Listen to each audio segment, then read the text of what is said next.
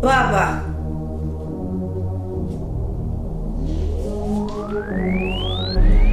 Cop killer. These are the words they called my son during his trial. I am Laura Adams Jenkins. My son is Roy Adams Jr. In 2005, he was convicted of intoxication manslaughter for the death of Grapevine police officer Darren Medlin.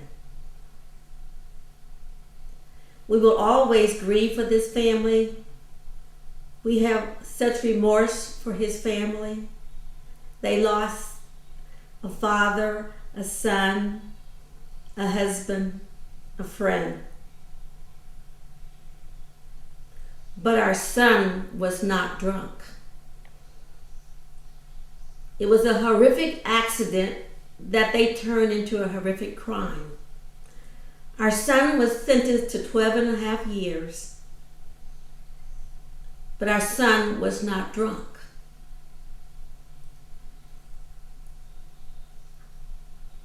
You will see a video that was not shown at the trial, and you can determine for yourself. You can be the judge, you can be the jury. You can determine for yourself if our son was drunk.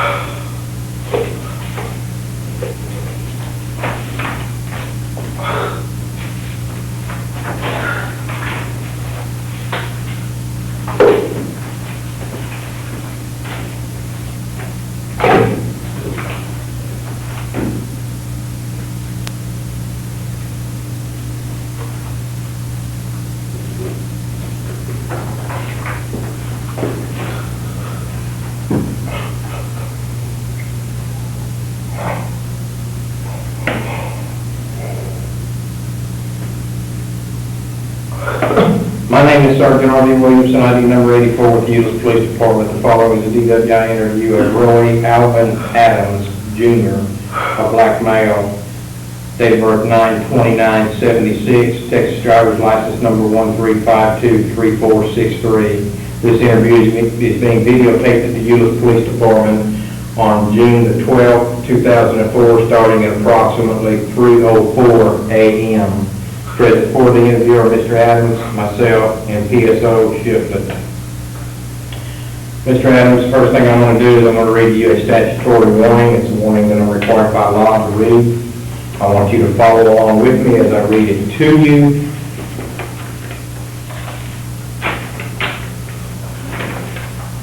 If you'll start following along right there where it says you are under arrest. If you'll take that copy and follow as I read it. You are under arrest for an offense arising out of acts alleged to have been committed while you were operating a motor vehicle or watercraft in a public place while intoxicated, or an offense under Section 106.041 Alcoholic Beverage Code. You will be asked to give a specimen of your breath and or blood. The specimen will be analyzed to determine the alcohol concentration of the presence of a controlled substance, drug, dangerous drug, or other substance in your body. If you refuse to give the specimen, that refusal may be admissible in a subsequent prosecution. Your license, permit, or privilege to operate a motor vehicle will be suspended or denied for not less than 180 days, whether or not you are subsequently prosecuted for this offense. If you are 21 years of age or older and submit to the taking of the specimen, and an analysis of the specimen shows that you have an alcohol concentration of 0.08 or more, your license, permit, or privilege to operate a motor vehicle will be suspended or denied for not less than 90 days, whether or not you are subsequently prosecuted for this offense. If you are younger than 21 years of age and have any detectable amount of alcohol in your system, your license, permit, or privilege to operate a motor vehicle will be suspended or denied for not less than 60 days. However, if you submit to the taking of a specimen and an analysis of the specimen shows that you have an alcohol concentration of less than 0.08, you may be subject to criminal penalties less severe than those provided for under Chapter 49 Penal Code. You may request a hearing on the suspension or denial.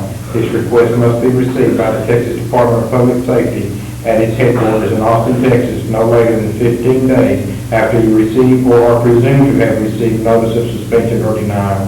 The request can be made by written demand, fax, or other form prescribed by the department.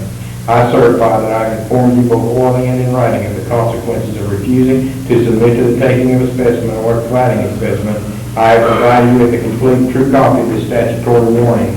Mr. Adams, I'm now requesting a specimen of your blood. Will you give a blood test?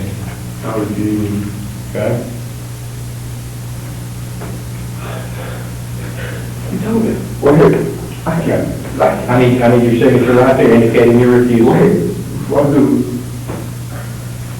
I can't about this thing? I'm not going to discuss the charges against you right now. I'm just saying that you're under arrest and the charges involve the alcohol, just as I've read to you. Are you going to sign indicating your refusal of the blood test?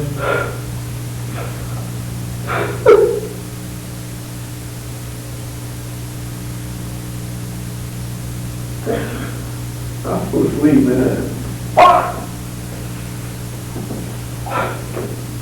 Okay, stay in the box, please. Mr. Adams, next thing I'm going to do, you refused to submit the sobriety test out on a road at the time you were arrested. Is that still your contention to refuse to submit any type of sobriety test? Yes, sir. 9 3 Okay. 2 hours ago, 3 hours ago. Okay, I'm again going to advise you of your constitutional rights.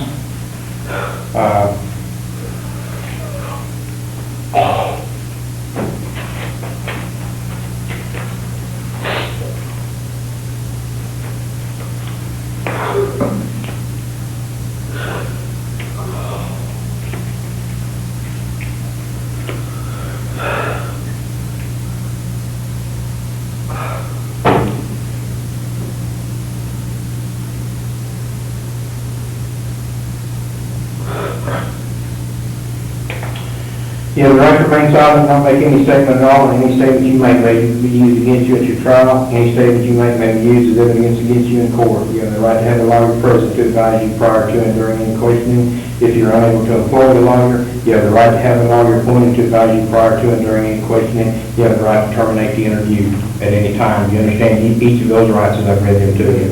Do you wish to waive your rights to an attorney at this time and answer questions about the charges against you? Okay. This concludes the DWI interview of Roy Alvin Adams Jr. It's concluded on June the 12th, 2004 at approximately 3:09 a.m.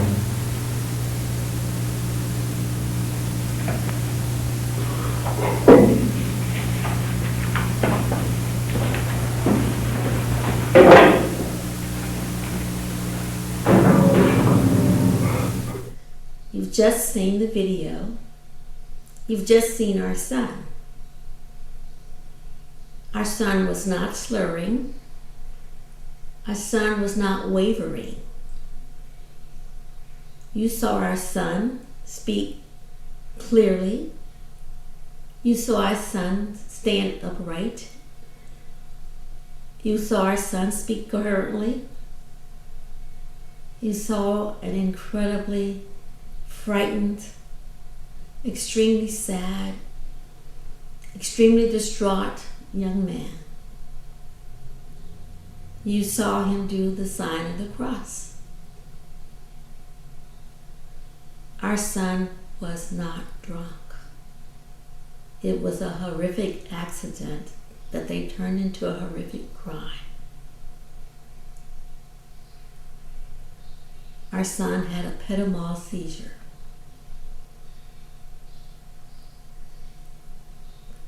Our son has been in jail for 7 years for a crime he did not commit. He was up for parole last year, and he's up for parole again this year.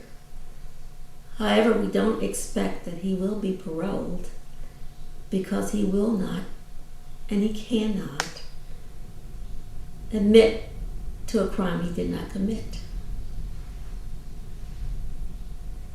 We have gone through all the legal appeals, all the legal actions available to us.